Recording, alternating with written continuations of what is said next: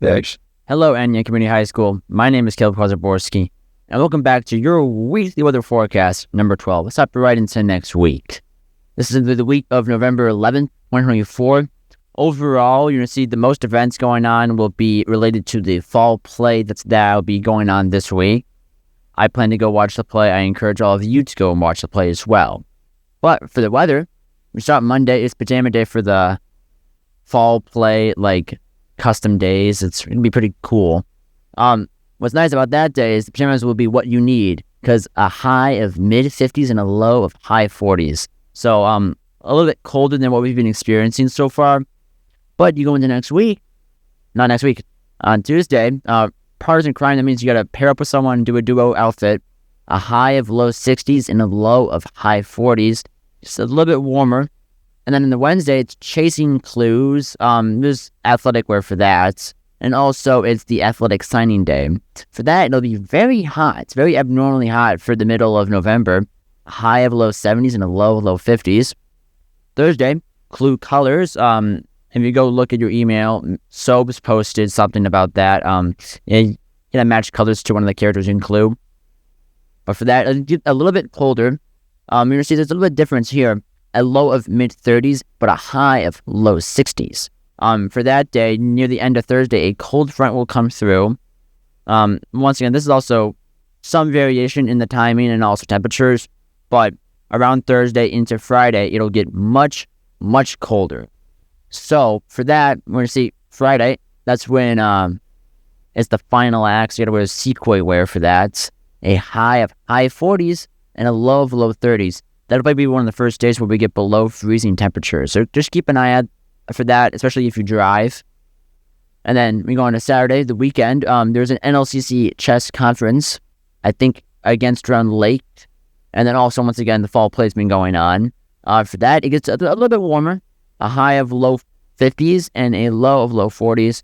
And then for Sunday, once again, the fall play, a high of high 50s and a low of mid 40s. So it just gets a little bit warmer.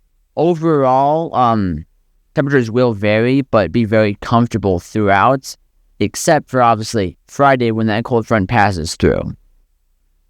And so for the temperature probability outlook, generally speaking, we are still above average, and you can kind of see the whole line showing on one side it's above average, the other side it's below average.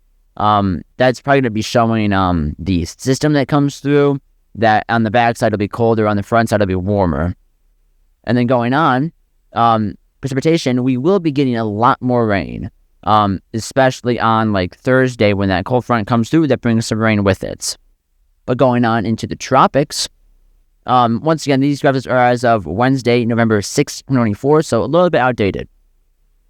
This will not be outdated, however, and this kind of has the probability for a tropical cyclone to form, and you can kind of see throughout what it calls week 2 and week 3, just slightly above average in that Caribbean area. As of right now, we have a Hurricane Raphael that formed in that area, so that general area usually stays moderately active throughout the ending of hurricane season.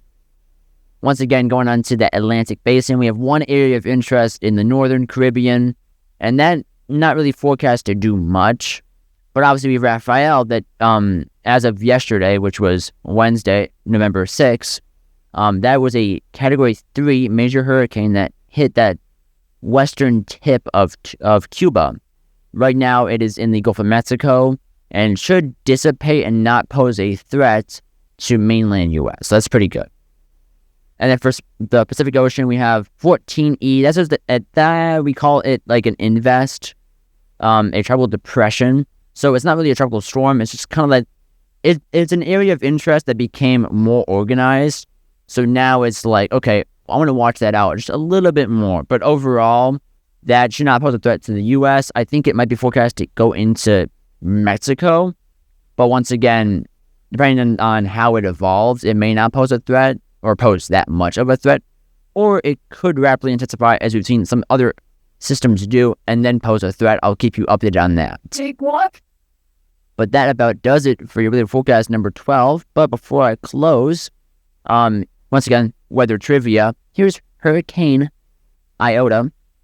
This was 2020. So only 4 years ago, around this time, this was November 17th. 2020 is super active season where we actually got past the entire alphabet and we got into calling systems alpha, beta, and all those other like Greek letters. It was very interesting to see how if one season is super active, they either pull from Greek alphabets or they would go into next year's hurricane names. So very interesting nonetheless.